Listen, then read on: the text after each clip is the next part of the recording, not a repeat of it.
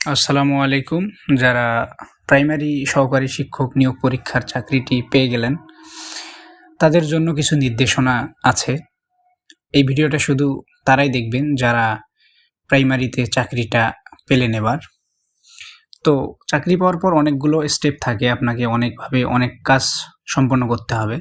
এখন আপনি যদি সঠিকভাবে সম্পন্ন না করেন, সেক্ষেত্রে আপনার চাকরিটা হতে শেষ পর্যন্ত নাও হতে পারে। তো চলুন দেখি কি করতে হবে। প্রথমত কাগজপত্র একটা ব্যাপার-স্যাপার আছে। কাগজপত্র একটা মেজর জিনিস। এজন্য আপনাকে আপনার যে জেলা প্রাথমিক শিক্ষা অফিস আছে, সেখানে ২২ তারিখ থেকে ১ মার্চের মধ্যে, মানে ২২ ফেব্রুয়ারি থেকে ১ ফেব্রুয়ারির মধ্যে, ১ মার্চের মধ্যে উপস্থিত থাকতে হবে এবং এই ডকুমেন্টসগুলো জমা দিতে হবে। তো ডকুমেন্টসগুলো দেখে নেন, তাহলে আপনাদের সুবিধা হবে। শিক্ষাগত যোগ্যতার মূল সনদ, যেমন আপনার এসএসসি, এইচএসসি, অনার্স বা ডিগ্রির মূল মার্কশিট ও সার্টিফিকেট। এরপর আপনি যে অনলাইনে আবেদন করছিলেন, সেই আবেদন কপিটা, যেটা দিয়ে আবেদন করছিলেন, প্রাইমারির যেদিন প্রথম আবেদন করেন, ওটা লাগবে। তারপরে এডমিট কার্ড লাগবে, যে এডমিট কার্ড দিয়ে আপনি পরীক্ষা দিয়েছিলেন, এবং যদি হারায় যায় সমস্যা নেই, এখনও ডাউনলোড দেওয়া যায়। এরপর নাগরিকত্ব সনদ যেটা আছে, সেটা ইউনিয়ন পরিষদ থেকে চেয়ারম্যান বা যারা পৌরসভার মধ্যে থাকেন তাদের কাউন্সিলর দেবে। জাতীয় পরিচয়পত্র লাগবে আপনার, মূল কপি লাগবে, ফটোকপিও লাগবে। তারপর চারিত্রিক সনদ লাগবে, যেটা নবম গ্রেডের একজন বা চতুর্থ গ্রেডের গেজেটেড কর্মকর্তা কর্তৃক সত্যায়িত করতে হবে। যে কারো কাছ থেকে আপনি সত্যায়িত করতে পারেন।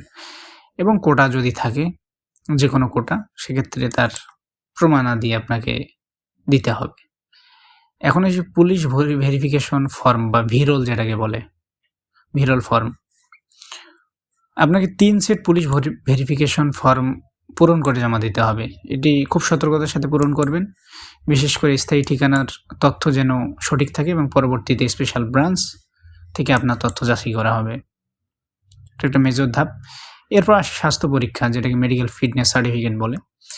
যোগদানের আগে অবশ্যই আপনাকে শারীরিক উপযুক্ততা প্রমাণের জন্য সিভিল সার্জন কর্তৃক প্রদত্ত একটি স্বাস্থ্যগত ফিটনেস সার্টিফিকেট সংগ্রহ করতে হবে।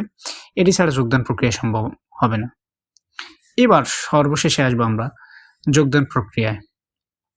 নির্ধারিত তারিখে আপনাকে প্রথমে জেলা শিক্ষা অফিসে যোগদান করতে হবে, এরপর উপজেলা শিক্ষা অফিস, এবং জেলা শিক্ষা অফিস থেকে পদায়ন আদেশ পাওয়ার পরেই আপনি উপজেলা শিক্ষা অফিসে যোগাযোগ করতে হবে, এর আগে কিন্তু না। প্রথমত আপনাকে জেলা শিক্ষা অফিস কী করবে, অনুমোদন দেবে।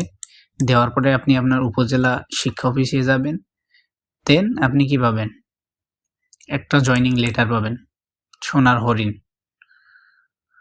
তারপরে কি করতে হবে আপনাকে, ওখান থেকে আপনি যে স্কুলে পদায়ন হবে আপনার, তার প্রধান শিক্ষকের সাথে আপনাকে যোগাযোগ করতে হবে এবং আপনার যে জয়নিং লেটার আছে সেটা জমা দিতে হবে। এক্ষেত্রে বলে রাখা ভালো, আপনি যাই পান, যখনই পান, যে কাগজেই পান, সবগুলোর ফটোকপি রেখে দেবেন।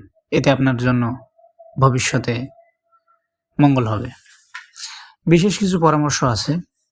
আপনারা এই সমস্ত তথ্য অবশ্যই ডিপির যে অফিসিয়াল ওয়েবসাইট আছে এবং আপনার যে জেলা শিক্ষা অফিস আছে, আপনি চাইলে সেখান থেকেও তথ্য সংগ্রহ করতে পারেন বা তাদের সাথে যোগাযোগ করে জেনে নিতে পারেন। কারণ সব বিষয়ে যে ভ্যালিডভাবে আমরা বলি, সেটার শতভাগ নিশ্চয়তা কেউ দিতে পারবে না। কারণ তথ্যের মধ্যে মিসিং থাকতেই পারে। এজন্য আপনাদের সর্বোচ্চ সতর্কতা অবলম্বন করতে হবে এবং আমরা চেষ্টা করি আপনাদের ইনফরমেশন জানানো। তো যারা নবাগত শিক্ষক, তাদের জন্য শুভেচ্ছা ও শুভকামনা। আপনারাই জাতি গঠনের কারিগর। আপনাদের হাত ধরেই নতুন প্রজন্ম গড়ে উঠুক। সকলের জন্য শুভকামনা রইল। আসসালামু আলাইকুম।